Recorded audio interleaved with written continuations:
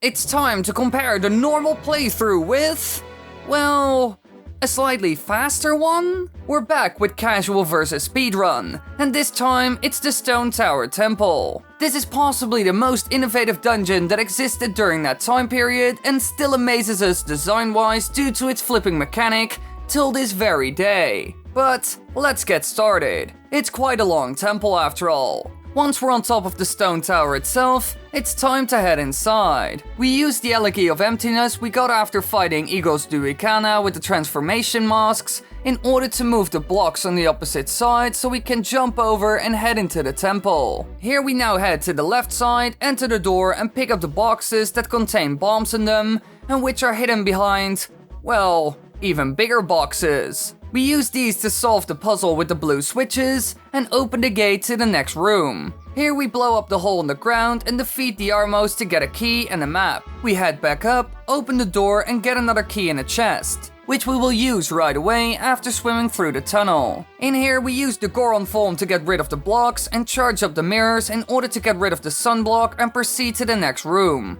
By using the Deku mask and the upstreams, we reach the other side of the room and enter the first mini-boss fight of this dungeon, the Garo Master. We stun him with the hookshot whenever he attacks us, and then attack him. It's a rather straightforward fight that's also fairly easy to figure out. As always, a few words before we start. Once again, there is a difference between the Japanese and the English speedrun here, with the biggest difference being that the English version does not have the hookshot. We will use the Japanese version only this time though, because it's more interesting in our opinion and also a little bit faster. There are a couple of differences here compared to the normal walkthrough. We don't have a mirror shield, we have no Elegy of Emptiness, we have no Goron mask, and we have no ice arrows. Well, they're mostly useless anyways. We step on one of the switches and perform a trick called Time Stop.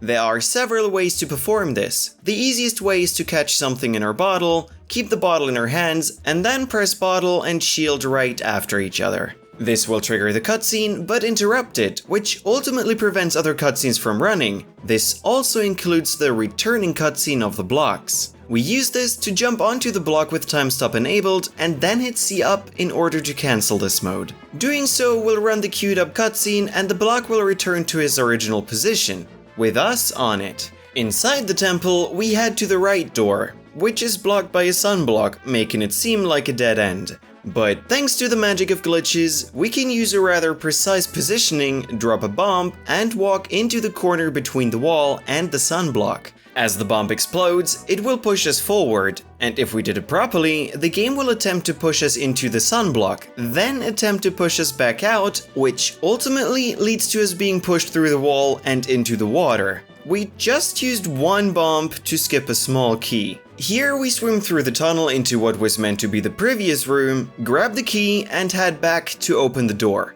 As we neither have the Goron mask or a mirror shield to solve this room, we now have to use a completely different approach to get to the next room. We drop another bomb next to the wall and draw our hookshot. Before the bomb explodes, we roll into it with a rather precise timing and perform a trick called Weird Shot.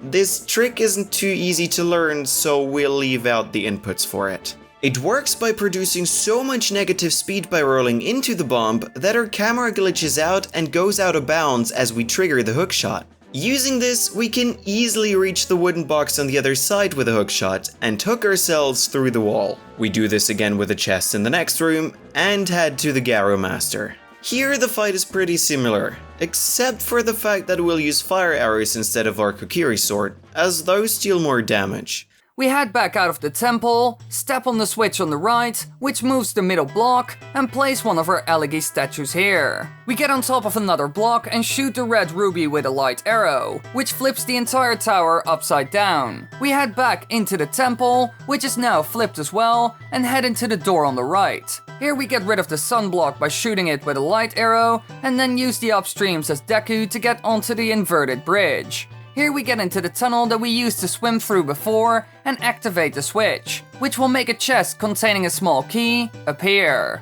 We fly to the very top as Deku and open the locked door with our just acquired key. This room is rather simple as we only have to turn the room, get on the platform, turn it again, and proceed. Next room, same game. turn the room, push the block, turn the room, and so on. Once we're done with this, Wizrobe awaits us, and he's pretty much no different from what he used to be like in the other fights. We defeat him and hookshot the chest containing a stray fairy, which isn't important, so we'll move on. In this room we now sidetrack into the flipped first room we had to play Elegy in. Here's a chest that used to be upside down, we open it, and get another small key for the temple. We go back, enter the door on our right, and use our bow to make the now hanging mines collide, making it safe, so that we can use the Deku flowers to get to the other side of the door we just came from. We proceed, dodge or kill the blue bubbles, and encounter Gomez. Another rather straightforward enemy once you realize that you can get rid of his protective bats by shooting them with a light arrow. So we shoot him, attack his core, shield his attack, and repeat. Nothing too serious. After a couple of hits, he rewards us with the boss key. We fly back using the Deku mask, enter the door on the left and hit the switch, which will make a chest on the ceiling appear right above a platform we haven't been to before. We hookshot it, enter the door and defeat the Igor enemy, which will now make a big chest spawn, the Giant Mask. We collect it, head to the next room, which we just unlocked, trigger the switch to spawn another chest on the ceiling, hookshot it, and enter the boss room. After defeating the Garo Master, we play the Song of Soaring and head back outside in order to reverse the temple. Here we use the ramp and aim with our bow, hold up the stick, cancel, and redraw the bow. This will force the camera forward a little, pushing Link's hand into the ramp. We can now use this to just shoot through the platform and hit the ruby from the other side with a light arrow, so we don't need Elegy at all. We now head back inside the temple, go to the right and get rid of the sunblock. Here we side up onto one of the airstreams and draw a bomb in order to shield it. This will give us quite some distance in combination with the upstream, which is enough for us to just drop into the tunnel. We head to the end of the tunnel and draw another bomb. Here we now perform the same trick, just with a backflip to gain distance after shielding the explosion. Now we defeat the Igor enemy with bombs, ignore the mask, and enter the door. In this room, we will now perform another weird shot to get our camera underground again and to hookshot the BMOs, as there are precious arrows, magic, and bombs in these pots. We head back to the other side of the room, use the hookshot again to get back up, and drop another bomb. This time, we'll position ourselves with a couple of slashes to stand in a certain position, turn by 90 degrees, and perform another recoil flip. By doing so, we hit the wall at about the same time we hit the slope on the ground with a very precise amount of speed, which ultimately leads to us clipping through the ground into the boss room. And thanks to the way the game loads actors, the loading zone for this boss is always present, which means we can just jump down the hole and fight Twinmold without ever facing Gomez.